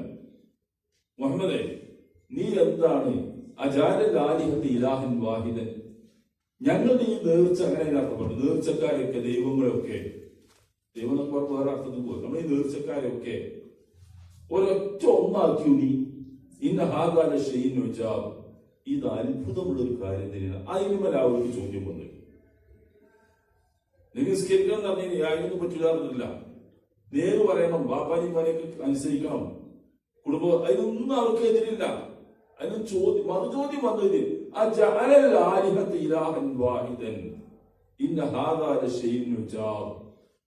ഈ ദൈവങ്ങളെയൊക്കെ, ഞങ്ങളുടെ ആലിഹത്തുകളെയൊക്കെ, വിഗ്രഹങ്ങളൊക്കെ ഒഴിവാക്കിയിട്ട് എല്ലാം കൂടി ഒന്നാക്കുകയാണോ, അതൊക്കെ വേണം, ഒന്ന് മതി എന്നാണോ നീ പറയുന്നത്? ഇത് അത്ഭുതമുള്ള ഒരു കാര്യമാണല്ലോ. ആ ചോദ്യം ഇപ്പൊ ഇവിടെയൊക്കെ ഉണ്ടാവും, ഇവിടെയൊക്കെ ഉണ്ട്. നമ്മളത് ഹിന്ദു സമൂഹത്തിൽ പോയി പറഞ്ഞാൽ, നമ്മുടെ നാട്ടിലൊക്കെ ഈ വർഗീയതയുടെ ഒരു കാലമാണല്ലോ, അവിടെയൊക്കെ ഈ വിമർശനം വരുന്നുണ്ട്. നമ്മുടെ കൂടുതൽ പറയണേ, എന്ത് നമ്മൾ ലാ ഇലാഹ ഇല്ലല്ലാഹ് എന്നാണ് പറഞ്ഞാൽ പ്രശ്നം ഉണ്ടാവും, ബാക്കി ഒന്നും ഒരു പ്രശ്നം ഉണ്ടാവില്ല, ബാക്കി എല്ലാവരും അഡ്ജസ്റ്റ് ചെയ്യും. നമ്മള് ഈ നമ്മളെ മുസ്ലിം സമൂഹത്തിൽ നോക്കേണ്ടി പല സംഘടനയും ഒരുപാട് ഗ്രൂപ്പുകളുടെ ഒരു പാട്ടയിൽ പരിപാടിയുണ്ട്. എല്ലാവർക്കും ഇഷ്ടംപോലെ ഗ്രൂപ്പ്, ഒരു കുറവില്ല. ഇതില് നമ്മളെ മുജാഹിദുകൾ എന്ന് പറഞ്ഞ ആളുകളെ എല്ലാവർക്കും ഇഷ്ടമാണ്, എല്ലാ കാര്യത്തിലും നല്ലവരാണ്, പല ഗുണങ്ങളും ഉൾക്കുണ്ടെന്നൊക്കെ പറയും. പക്ഷെ നമ്മൾ പറ്റാത്തൊരൊറ്റ കാര്യമുള്ളൂ, അള്ളാനെ മാത്രം ആരാധിക്കുക. ഈ ദിവസക്കാരെ പറ്റൂല, ഔലിയാക്കന്മാരെ പറ്റൂല എന്ന് നമ്മളാണ് പറയുക. ആദ്യം നമ്മളാണ് മാറ്റിച്ചു നിൽക്കുക, അത് മാത്രം മാറ്റിയാൽ മതി. നമ്മളെ പിന്നാലെ ഒന്നായിട്ട് നമ്മളെ സ്വാഗതം ചെയ്ത് ഈ തലയിൽ വെച്ച് കൊണ്ടുവരണം. കാരണം ബാക്കി കാര്യങ്ങളിലും നമ്മുടെ ആർക്കും എതിർപ്പൊന്നുമില്ല. ഒരാൾക്ക് മര്യാദ കൊണ്ടെടുക്കുന്നവരാണ്, നല്ലവരാണ്, നീനുണ്ട്, അവർക്ക് സ്നേഹമുണ്ട്. പക്ഷെ അവനെ മാത്രം അവനെ മാത്രം ഔലിയാക്കന്മാരൊന്നും വേണ്ട, അമ്പ്യാവലിയാക്കന്മാരൊക്കെ തള്ളിപ്പറയണം, ശുഹദാക്കന്മാരെ വേണ്ട, ബദരീങ്ങളെ വേണ്ട എന്നാ പറഞ്ഞാൽ അത് കെട്ട് അത് കെട്ട് ദഹിക്കൂല. നിങ്ങള് ഈ ഹിന്ദുക്കളും ക്രിസ്ത്യാനിയും ഇവരൊക്കെ ഉണ്ടല്ലോ, ഇവരോടൊന്ന് പറഞ്ഞു വേണ്ടി ഒരിക്കലുള്ള പ്രശ്നം, നമ്മളെ പറ്റിയുള്ള പ്രശ്നം അതാണ്. ഏകദൈവ ആരാധന പറയുന്നു. ഇത് വിശ്വാസമില്ലാതെ ദൈവവിശ്വാസം തന്നെയാണ്. പക്ഷെ ഏകദൈവ ആരാധന നടത്താൻ പാടുള്ളൂ എന്ന് പറയുന്നു. അത് പറ്റില്ല വെക്കുക. അത് പറയുന്നതോടുകൂടി നമ്മൾ ഈ പറഞ്ഞ ശാന്തതയും സ്വസ്ഥതയും ഒക്കെ മാറും. അന്തരീക്ഷം ബഹളമാകും, എതിർപ്പാകും, പ്രശ്നങ്ങളൊക്കെ ഉണ്ടാകും. അങ്ങനെയൊക്കെ ഉണ്ടായാലും നമ്മൾ ഈ ദൈവത്തിന്റെ ആളുകൾ എന്ന നിലയ്ക്ക് സഹിച്ചും ക്ഷമിച്ചും തന്നെ അത് പറഞ്ഞുകൊണ്ടേ അതിന് പിന്മാറാൻ പറ്റില്ല. അത് നമ്മൾ പറഞ്ഞിടത്തോളം ചേർന്ന് കുറവൊക്കെ ഉണ്ടാവും, നമ്മുടെ പ്രസംഗന്മാരുടെ ശൈലി വ്യത്യാസങ്ങൾ ഉണ്ടാവും. ചില കുറച്ച് ഊക്കി പറയും, ചില അങ്ങനെയൊന്നും ഇല്ലാത്ത സിനിമകളൊക്കെ പറഞ്ഞ പോലെ വിശ്വത്ത് പറയും. അത് പറ്റാത്തവരും ഉണ്ടാവും, പറ്റൂലൊക്കെ ഉണ്ടാവും. മറ്റൊരു നമ്മൾ മറ്റേ വേദന്മാരും കണ്ണാനവേദന്മാരും എല്ലായിടത്തും ഉണ്ടല്ലോ പറയും, അവരൊക്കെ പറഞ്ഞ മാതിരി പറയുന്നവരുണ്ടാവും. അതൊക്കെ അതിന്റെ കുറച്ച് വ്യത്യാസങ്ങളാണ്. പക്ഷെ അത് ഒഴിവാക്കിയിട്ടുള്ള ഒരു സംഗതി ഇല്ല. അത് പറഞ്ഞുകൊണ്ടേയിരിക്കണം. അതിലേക്കാണ് ആള്. അതിന് നമ്മൾ അടി കൊള്ളേണ്ടി വരും, ചീത്ത കേൾക്കേണ്ടി വരും, അതിന്റെ പേര് പരിഷ്കരണം വരും, നമ്മൾ ഇഷ്ടപ്പെടാതെ വരും. ബാക്കി നമുക്ക് ജനങ്ങൾക്ക് ഇഷ്ടമുള്ള കുറെ കാര്യങ്ങൾ പറയാം, ഇഷ്ടമുള്ള ഒരുപാട് കാര്യങ്ങളുണ്ട്, ഒക്കെ പറയാം. ഒക്കെ പറഞ്ഞ ആളുകൾക്ക് നമ്മൾ നല്ല സമ്മതമായിരിക്കും. പക്ഷെ ഇത് പറയുന്നതോട് കൂടി മാത്രമാണ് ആളുകൾ തെറ്റുന്നത്. നബി സല്ലല്ലാഹു അലൈഹി വസല്ലം ഈ മക്ക ഫതഹിന്റെ ശേഷം മക്ക ഫതഹ് പറഞ്ഞാൽ മക്കയും മദീനയ്ക്ക് ഇസ്ലാമിന്റെ കീഴിൽ വന്നു. ഹിജ്റ 8ാമത്തെ വർഷമാണ്. മദീനത്ത് നിന്ന് 8 വർഷം കഴിഞ്ഞിട്ടാണ് സംഭവിക്കും. മക്കത്ത് 13 ശേഷം, മദീനത്ത് നിന്ന് 8 വർഷം കഴിഞ്ഞ ശേഷം ആ മക്ക ഫതഹോട് കൂടിയ യദ്ഖുലൂന ഫീ ദീനില്ലാഹി അഫ്വാജ, സംഘങ്ങളായിട്ട് കൂട്ടങ്ങളായിട്ട് ആളുകൾ ദീനിലേക്ക് ഇങ്ങനെ കയറി ഒന്നായിട്ട് ഒഴുക്കി. ഇനിയിപ്പോ ഇവിടെ ഒന്നുമില്ല, അങ്ങനെ ഉണ്ട്. അത് ഏത് മതം അങ്ങനെയാണ്. ഏത് ആദർശം ഇനിയിപ്പോ ഇരിക്കുന്നൊന്നുമില്ല. വലിയ നമ്മളെ കൂടി കൊടുക്കാറിനെ രീതിയിൽ എല്ലാവരും ഇരിക്കണം കൂടി. അങ്ങനെ ആളുകളൊക്കെ ഇഷ്ടം പോലെ വന്നു ഇസ്ലാമിലേക്ക് വന്നു. അതിന്റെ തൊട്ടടുത്ത ദിവസങ്ങളിലാണ് ഹുനൈൻ എന്ന് പറഞ്ഞ യുദ്ധം ഉണ്ടാണ്. ത്വായിഫിന്റെ ഭാഗത്താണ് ഹുനൈൻ എന്ന് പറഞ്ഞത്. ഇവിടെ നമുക്ക് പറയുമ്പോൾ പെട്ടെന്ന് മനസ്സിലാവുമല്ലോ, ഞാൻ അങ്ങനെ പറയുന്നത്. ഹുനൈൻ എന്ന് പറഞ്ഞത് ഹവാസിൻ എന്ന് പറയുന്ന ഒരു ഗോത്രമായിരുന്നു. അസ്ത്രവിദഗ്ധരായിരുന്നവർ, അസ്ത്രപ്രയോഗത്തിൽ വളരെ വിദഗ്ധരായിരുന്നു. അവർ ഇസ്ലാം സ്വീകരിച്ചില്ല. മഗധയിലുള്ള ആൾക്കാർക്ക് ഇസ്ലാം സ്വീകരിച്ചു, അവർ സ്വീകരിച്ചു. ഒരാൾക്കാർക്ക് നാട് വിട്ടു, ജിദന്റെ ഭാഗത്ത് പോയി കപ്പലേറി പോയി. അങ്ങനെ പല സംഗതി ഉണ്ടാവും. ആ ഇസ്ലാമോട് ജയിച്ചപ്പോ അതിന് സ്വാഭാവികമാണ്, എവിടെ ഉണ്ടാവും അതൊക്കെ. ഈ ഹവാസിൻ ഗോത്രക്കാരെ ചെയ്തവർ ഒരു ഇസ്ലാം സ്വീകരിച്ചില്ല. ഇവർ യുദ്ധം പ്രഖ്യാപിച്ചു. യുദ്ധം പ്രഖ്യാപിച്ചെങ്ങനെ ഇവർ ഒന്നാകെ കാടളഞ്ഞു വന്നു. അവനോട് പറയും, ഭാര്യ, മക്കൾ, ഭർത്താവ്, കുട്ടികൾ, ആട്, മാട്, ഒട്ടകങ്ങൾ എല്ലാം മുന്നിലോട്ട് നിരത്തിയിട്ട് ആണ്ട് ചെന്നാൽ തോൽക്കുമല്ലോ മുസ്ലിങ്ങൾ ഒക്കെ. പലരും പണം കോട്ട കൊടുത്താൽ ചെയ്യുന്നൊക്കെ പറഞ്ഞു. സ്വന്തമായിട്ട് വന്നു. അവരുമായിട്ടൊരു യുദ്ധം, ഹുനൈൻ യുദ്ധം കാണുന്നു. അതിലവർ തോൽക്കുകയും ചെയ്തില്ല. എനിക്ക് ഏറ്റവും വലിയ യുദ്ധം യുദ്ധം അതാണ്. പല ആളുകൾക്ക് ആയിരക്കണക്കിനോ ആളുകൾ ഇങ്ങനെ കൊടുത്ത് നബിയില്ല. അതിനെല്ലാം പറയുന്നത് ഈ യുദ്ധത്തിന് നബി അനുയായികളെയും കൊണ്ട് പോവാണ്. വഖഫത്തിന് ശേഷം അങ്ങനെ കുറെ ആൾക്കാർ വന്നവരൊക്കെ ഉണ്ട്. പോകുന്ന വഴിയിൽ ഇവര് നബിനോട് പറഞ്ഞു. നബിന്റെ കൂടെ യുദ്ധത്തിന് പോകുന്ന ആൾക്കാരുണ്ട്. അന്ന് കുറച്ചു മക്കൾ വന്ന ആൾക്കാരാണ്, മക്കഫത്തിന്റെ ഒഴുക്കിൽ വന്ന ആൾക്കാരാണ്. വേണ്ടത്ര വേർതിരിച്ച് മനസ്സിലാക്കിയില്ല. ഇലാഹൻ ഖമാലുഹും ആലിഹ. നബിയെ, നമ്മളിപ്പോ യുദ്ധത്തിന് പോവാണോ? ഈ മുശ്രിക്കുകളായ ആളുകൾക്ക് യുദ്ധത്തിനൊക്കെ പോകുമ്പോൾ ബർക്കത്തെടുക്കാൻ വേണ്ടി അവരുടെ വാളൊരു മരത്തുമേ കൊമ്പും കൊടുത്തൊക്കെ ഒരു മരം മുള്ളൊക്കെ ഉണ്ട്. അതിനെ കൊളുത്തിയെടുക്കലുണ്ട്. അവര് ഒക്കെ കൊടുത്തുള്ള മരണം. അങ്ങനത്തെ ഒന്ന് ഞങ്ങൾക്കും നിശ്ചയിച്ചു തരണം. നല്ല ആവശ്യം. മുശ്രിക്കുകൾക്ക് യുദ്ധത്തിന് പോകുമ്പോൾ ഒരു ധൈര്യമാണ്. അതിന് കാരണം എന്താ? ഒരമ്പും പരിചയം വാളും കുന്തൊക്കെ ഒരു ചെയ്യും. ആ കുത്തി ഒന്ന് തൂക്കിയിട്ടെടുത്തതിനാ അതിന്റെ ധൈര്യത്തിൽ അവർ പോകുന്നത്. ഇജല്ലന ഞങ്ങൾക്ക് അതേപോലെ നിശ്ചയിച്ചു തരണം. നിങ്ങൾ നോക്കണം, അള്ളാഹുവിന്റെ റസൂൽ യുദ്ധം നയിക്കുകയാണ്. ആളുകളെയും കൊണ്ട് യുദ്ധ മുന്നണിയിലേക്കാണ് പോകുന്നത്. ആ പോകുന്ന റസൂലുള്ളാഹിനോടാണ് ഈ ചോദിക്കുന്നത്. അതിന്റെ പക്ഷത്തിൽ ഇരിക്കുന്ന ആളുകളായി പറയുന്നത്. നബി എന്താ ചെയ്തിരുന്നു? സൈന്യത്തോടെ നിർത്തി. നബി കേട്ടപ്പോ ആദ്യം പ്രതികരിച്ചു, അല്ലാഹു അക്ബർ, സുബ്ഹാനല്ലാഹ്. അത്ഭുതം പൂർവ്വം ഉപയോഗിക്കുന്ന വാക്കാണ് സുബ്ഹാനല്ലാഹ്, അല്ലാഹു അക്ബർ.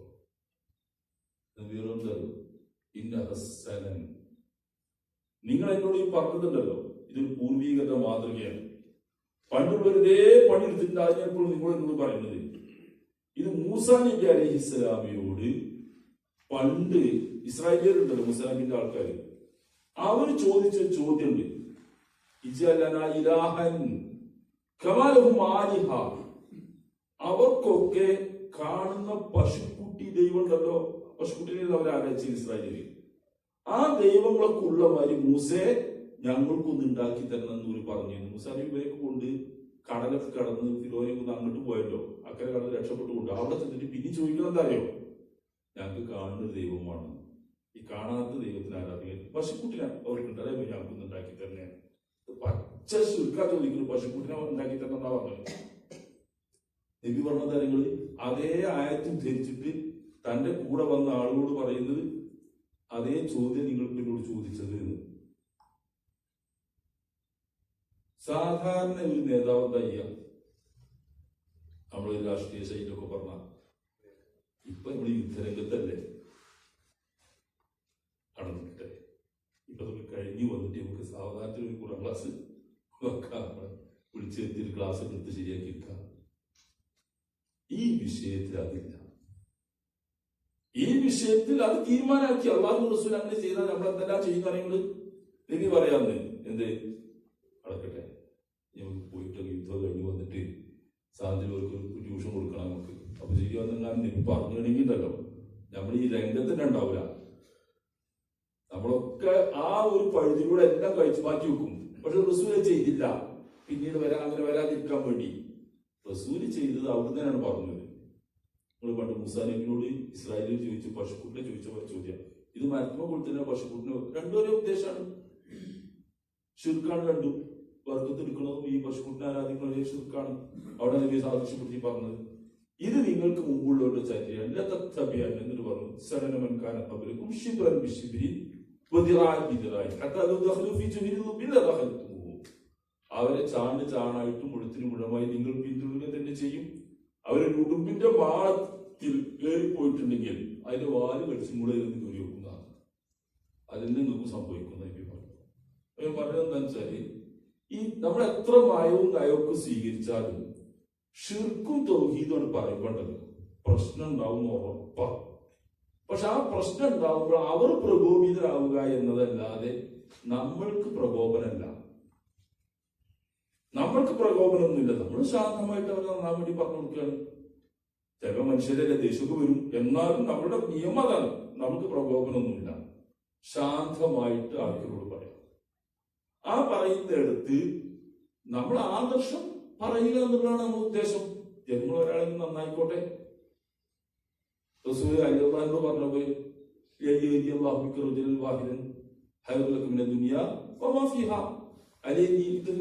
നീ മുഖേന ഒരാളെയാണ്, ഒരൊറ്റ ആളെയാണ് നിനക്ക് ഹിദായത്തിലാക്കാൻ കഴിയുന്നതെങ്കിൽ ഈ ദുനിയാവിലെ മുഴുവൻ സമ്പാദ്യത്തെക്കാളും ഏറെ ശ്രേഷ്ഠമായ കാര്യം അതാണെന്ന് എനിക്ക് പറഞ്ഞു. അത് തന്നെയാണ് നമ്മുടെ രീതി. നമ്മൾ അയാളെ തോൽപ്പിക്കുന്നില്ല. നിനക്ക് നേരെ പറഞ്ഞാൽ നമ്മൾ പ്രബോധകർ ആരെയും തോൽപ്പിക്കാനല്ല പ്രവർത്തിക്കുന്നത്. നമ്മുടെ വാക്ചാതുരി കൊണ്ട്, തർക്ക സാമർഥ്യം കൊണ്ട്, അല്ലെങ്കിൽ അങ്ങനെ പല ചെയ്യുന്ന ദൈവത്തിലുള്ള പല പ്രവർത്തനങ്ങൾ കൊണ്ടും ആരെയും തോൽപ്പിക്കാനല്ല നമ്മൾ പണിയെടുക്കുന്നത്. മറിച്ച് എല്ലാവരെയും ജയിപ്പിക്കാനാണ്. അവരെ കൂടി ജയിപ്പിക്കാൻ പറ്റുമെന്നാണ് നമ്മൾ നോക്കുന്നത്. അതിനാണ് നമ്മൾ ഈ പണിയൊക്കെ എടുക്കുന്നത്. അവരെ തോൽപ്പിക്കാനാണെങ്കിൽ എളുപ്പമുണ്ട്, നമ്മൾ ഉണ്ടാക്കാൻ മതി. നമ്മൾ ഈ പണിയൊക്കെ എടുക്കുന്നത് അവരെ കൂടി അങ്ങനെ നമ്മളെ പലരും ജയിപ്പിച്ചതാണ്. നമ്മളൊക്കെ അങ്ങനെ വന്നതാണ്. നമ്മളൊക്കെ അങ്ങനെ വന്നതാണ്. നമുക്ക് ഇഷ്ടമില്ലായിരുന്നു ആ പറയുന്നതും കേൾക്കുന്നൊന്നും. പക്ഷെ നമ്മൾ കേട്ടു, നമ്മളിപ്പോൾ ജയിച്ചു. അതിലേക്ക് വന്നപ്പോൾ നമ്മൾ ജയിച്ചു. അങ്ങനെ എല്ലാവരെയും ജയിപ്പിക്കാൻ വേണ്ടി പണിയെടുക്കുന്നവരാണ് പ്രബോധകൻ. ആ പ്രബോധനമാണ് സത്യത്തിൽ നമ്മൾക്ക് ആവശ്യം. അതാണ് വിജയിക്കുകയും ചെയ്യുന്ന പ്രബോധനം. അത് മാറിയിട്ട് ഈ സംഘടനയ്ക്ക് ആവപ്പെട്ടാണ് ചില പ്രശ്നങ്ങളാണ്. അവനവന്റെ വ്യക്തിത്വം ഉണ്ടാക്കിയെടുക്കുക, നേതാവാകാനുള്ള ശ്രമം നടത്തുക, ഇതൊക്കെ നമുക്ക് ചെയ്യുന്ന പണിയാണ്. നമ്മളുടെ ആളാകാൻ നോക്കുക, ഒരു പണിയെടുക്കാതെ പേരെടുക്കാൻ നോക്കുക. ഒരു പണിയെടുക്കൂല, പേരൊക്കെ വനെണ്ണീകാരം ഒന്നെണ്ണീകാരം എല്ലാ പണിയെടുക്കണ മാതിരിയോ അങ്ങനെ വോട്ടെടുക്കണമെന്ന് ഞാൻ പറയില്ല. എല്ലായിടത്തും ഉണ്ടാവും. ഒരു പണിയിട്ട് എടുക്കൂല അങ്ങനെ ആൾക്കാരുണ്ട്. അങ്ങനെ ഒരവസ്ഥ ദൈവത്തിന് വരാൻ പാടില്ല. ദൈവത്ത് സത്യസന്ധമായിട്ട് ആളുകളിലേക്ക് സന്ദേശം കൈമാറണം. ആ സന്ദേശം ശരിക്കും കൈമാറി ആളുകൾ കേട്ട് സ്വീകരിച്ച് കൊടുക്കുന്നില്ലെങ്കിലും അവർക്ക് പോയി നമുക്ക് നമ്മളെ കൂലിയല്ലായിരുന്നു ഉറപ്പാണ്. അത് തന്നെയാണ് ഒരു സംഭവം ഞാൻ ഉദ്ദേശിച്ചു. കൂടുതൽ വ്യക്തത വരും. ഉഹദ് യുദ്ധം നടന്നു. മദീനത്തിൽ നിന്ന് 2-3 വർഷമാണ് ഷവ്വാൽ മാസം നടന്നുണ്ട്. യുദ്ധം നടന്നു. ആ യുദ്ധം നടന്നപ്പോ ഉഹദ് മദീനത്താണ്. യുദ്ധത്തിന് വരുന്ന ആളുകൾ മക്കത്ത് നിന്ന് വന്നവരാണ്, അല്ല മദീനക്കാരല്ല.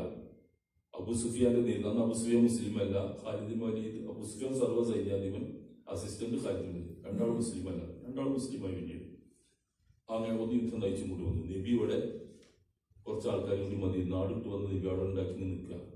ഉഹദിന്റെ താഴ്വര കുന്നങ്ങൾ കണ്ടിട്ടുണ്ടാവുമല്ലോ, അതിന്റെ അങ്ങേ ഭാഗത്തും ഇങ്ങേ ഭാഗത്തും യുദ്ധം ചെയ്തു.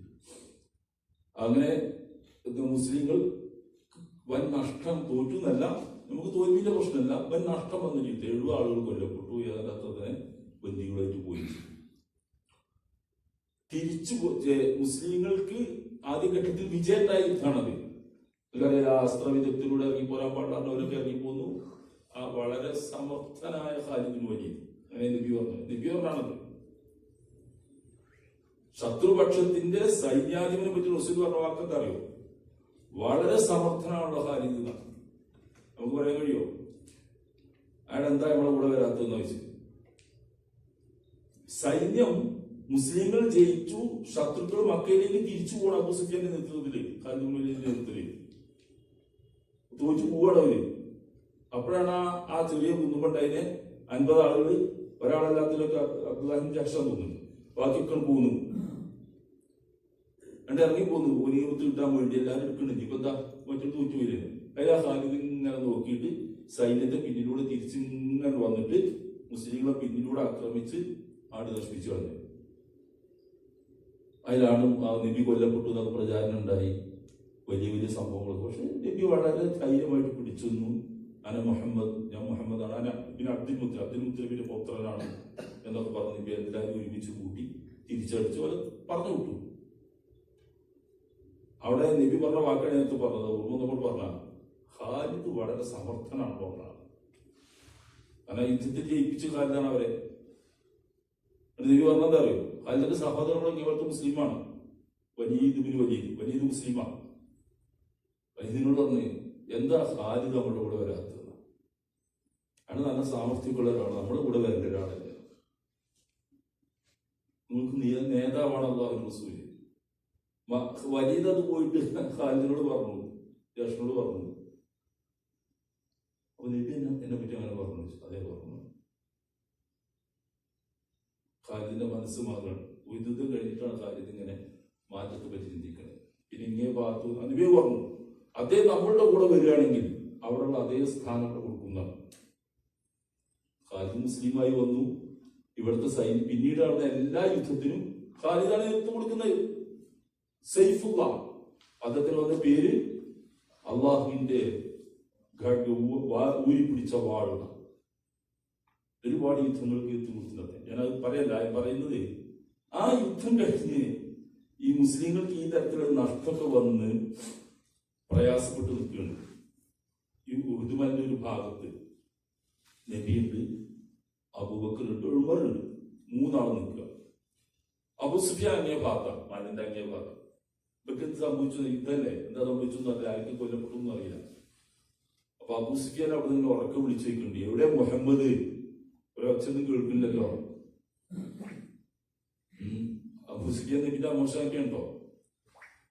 അബൂ സുഫിയാന്റെ മകൾ മുഹബീബ നബിന്റെ ഭാര്യയാണ് ആ സമയത്ത്. എവിടെയാണ് മുഹമ്മദ്? ഒരൊച്ചൊന്നും കേൾക്കുന്നില്ലല്ലോ. അപ്പൊ ഇങ്ങനെ ഭാഗത്ത് നബിയോ ബോക്കും ഉമർത് കേൾക്കുന്നുണ്ട്. അപ്പൊ ഉമറിന് സഹിക്കുന്നില്ല ചോദ്യം. എടാ അവിടെ ഉണ്ടടാന്ന് പറയണോ ഉമറിന്? അപ്പോഴേ ഉമറാവുള്ളൂ. ഉമറോട് നീച്ചു മറുപടി അറിയാൻ വേണ്ടി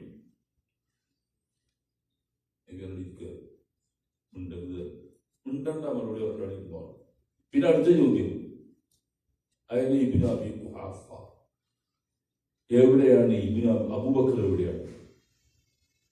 അപ്പോഴും ഉമറിന് സഹിക്കുന്നില്ല, മറുപടി പറയണം.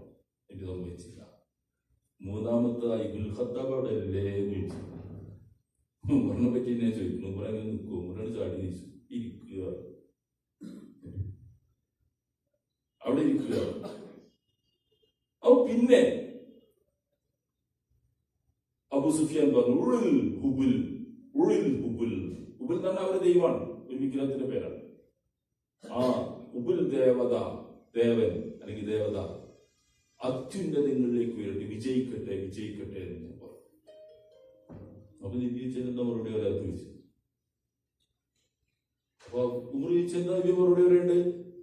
അള്ളാഹു ആലാവാചൻ എന്ന് പറയും. അള്ളാഹു ആകുന്നു അത്യുന്നതൻ, അള്ളാഹു ആകുന്നു അതിമഹാൻ എന്ന് പറയണമെന്ന് പറഞ്ഞു. അത് പറയാൻ വേണ്ടി ആവശ്യപ്പെട്ടു. അങ്ങനെ അദ്ദേഹം പറഞ്ഞു. പിന്നെ പറഞ്ഞു, ഇവരൊക്കെ ജീവിച്ചിട്ടില്ലെന്ന് അവർ പറഞ്ഞു. അള്ളാഹു തന്നെ വേദനിപ്പിച്ചുകൊണ്ട് എല്ലാവരോടും അള്ളാഹുവിന്റെ അനുഗ്രഹം കൊണ്ട് ജീവിച്ചിരിപ്പുണ്ട്, ഒറ്റൊന്നും മരിച്ചുകൊണ്ടില്ല. ഇവരെ പറയണ്ടവർ പറയണം പറഞ്ഞു. പിന്നെ അടുത്തത് പറഞ്ഞു, ഈ യുദ്ധമാണ്. മുസ്ലിം പറയാം, യുദ്ധമാണ്. കഴിഞ്ഞ പദ്ധതികൾ ജയിച്ചു, ഞങ്ങൾ ജയിച്ചില്ലേ. യുദ്ധം അങ്ങനെയൊക്കെ തന്നെയാണ്. ഒരു പ്രാവശ്യം ജയിച്ചാൽ മറ്റേ ഞങ്ങൾ ജയിക്കും, ചിലപ്പോൾ നിങ്ങൾ പിന്നെ ജയിച്ചു ഉണ്ടോ, അതിൽ അങ്ങനെ ഞങ്ങൾ ജയിക്കാൻ പറ്റിയ ആൾക്കാരൊന്നും പറയണ്ടാന്നാണ് അബൂ സുഫിയാൻ. അപ്പൊ എനിക്ക് പറഞ്ഞു മറുപടി അറിയാം. ഉമർ മറുപടി പറഞ്ഞു, മൗതാനാ ഫിൽ ജന്ന മൗതാക്കു ഫിന്നാർ. നിങ്ങൾ പറയുന്നത് പോലെ അവിടെ ഇവിടെ ഉണ്ടായിരുന്നല്ല, ഞങ്ങളെ കൂടെ മരിച്ചവർക്ക് സ്വർഗത്തിലാണ്. നിങ്ങളിവിടെ വെച്ചിരുന്ന നരകത്തിലാണ് വ്യത്യാസമുണ്ട്. പിന്നെ അടുത്തത് പറഞ്ഞു ഞങ്ങൾക്ക് ദേവതണ്ട് നിങ്ങൾക്കാവുന്നില്ലല്ലോ പറഞ്ഞു. ഞങ്ങൾക്ക് ഉണ്ട് നിങ്ങൾക്കാവുന്നില്ല. അപ്പൊ അവർ ഭയങ്കര വിശ്വാസത്തിന്റെ ആളുകളാണ് ഇല്ലേ. ഉണ്ട് പറഞ്ഞു. അപ്പോ ഉമർദാൻ മറുപടി പറയാൻ പറഞ്ഞു, നബി അള്ളാഹു മൗലാന മൗലാലക്കും, ഞങ്ങളുടെ മൗല അള്ളയാണ് രക്ഷകൻ, നിങ്ങൾക്ക് ഒരു രക്ഷകനും ഇല്ലാന്നാണ്. ഓരോന്നിനും മറുപടി പറഞ്ഞു. എന്തായിരിക്കും നമ്മൾ പഠിക്കേണ്ട പാഠം കാര്യങ്ങള്? ആദ്യം മറുപടി പറയരുത് പറഞ്ഞ ഒരു വിഷയമുണ്ട്. മൂന്നാളും വ്യക്തിപരമായി പരാമർശിച്ച വിഷയത്തിന് മറുപടി എത്തിച്ചില്ല. നല്ല പഠിക്കേണ്ട ഒരു ഭാഗമാണ്. ആദ്യത്തെ പരാമർശം മൂന്നും വ്യക്തിപരമാണ്. എവിടെ ജീവിച്ചിരിപ്പുണ്ടോന്നേ ഉള്ളൂ. മുഹമ്മദ് എവിടെ, അബൂബക്കറുടെ മറുപടി എന്നൊക്കെ ചോദിച്ചത്. പിന്നെ കൊമ്പന്മാരായിരുന്നല്ല, കേട്ടില്ലല്ലോ, കാണുന്നില്ലല്ലോ എന്നൊക്കെ ഒരു മറുപടിയില്ലേ. അതേസമയം ഞങ്ങൾക്ക് ദൈവം ഒഴിച്ചുണ്ട്, ഞങ്ങളുടെ ഹുബിൽ തീണാൽ വാഴട്ടെ എന്നൊക്കെ പറഞ്ഞത് നബി അതൊരു ആദർശമാണ്. അത് സംഭവിച്ചു കൊടുക്കാൻ കഴിയില്ല. ഉടനെ മറുപടി പറഞ്ഞു. അതാണ് ദാവത്ത്. അല്ല, ദാവത്തിന്റെ രംഗത്ത് പ്രബോധകന്മാർ സ്വീകരിക്കേണ്ട ഒരടിസ്ഥാന തത്വമാണ്. നമ്മൾ പ്രതികരിക്കുന്നത് നമ്മളെ ചീത്ത വിളിച്ചതിനല്ല, അങ്ങനെയല്ല പ്രതികരിക്കേണ്ടത്. നമ്മളെ തെറി പറഞ്ഞിട്ടുണ്ടാവും, അതിനൊന്നും മറുപടി ഇല്ല.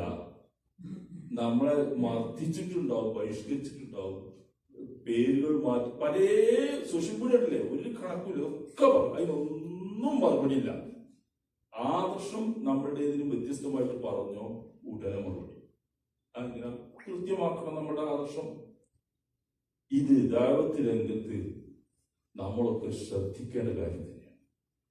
ഇങ്ങനെ ഒരുപാട് മേഖലകൾ പ്രബോധന രംഗത്ത് നമ്മൾ സൂക്ഷിക്കുന്നു. സമയമായിട്ടല്ലേ?